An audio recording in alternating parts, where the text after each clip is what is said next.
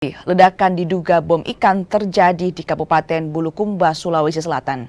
Akibat ledakan ini, 1 orang tewas. Rumah seorang warga di Desa Lolisang, Kecamatan Kajang, Kabupaten Bulukumba, Sulawesi Selatan ini hancur. Rumah porak-poranda setelah sebuah ledakan terjadi di dalam rumah pada 1 Juli 2025 malam. Rumah berlantai 2 nyaris ambruk.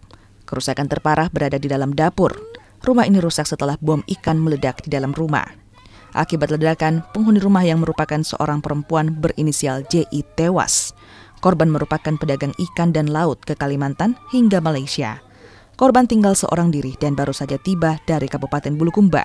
Dari masyarakat adanya ledakan yang bersumber dari salah satu rumah warga di Kecamatan Kajang, Kabupaten Bulukumba. Apakah ada korban pasca ledakan tersebut, Pak? Setelah dilaksanakan TP-TKP awal bahwa terdapat 1 korban dengan status meninggal dunia berjenis kelamin perempuan, umur kurang lebih 43 tahun, atas nama inisial JI. Bahwa berdasarkan TP-TKP awal dan juga keterangan para saksi di seputaran TKP, yang bersangkutan tinggal sendiri karena berstatus janda dan tidak ada orang lain di dalam rumahnya. Jadi hanya 1 orang yang tinggal di rumah. Apa jenis bom dari dugaan sementara, Pak?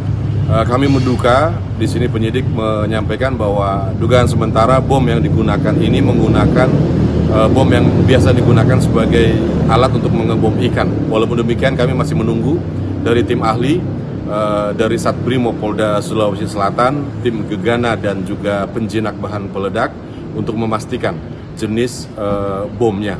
Polisi kini masih menunggu hasil penyelidikan lanjutan untuk memastikan sumber ledakan dan jenis bahan peledak yang digunakan. Afrian Syalahia, Kompas TV, Bulukumba, Sulawesi Selatan.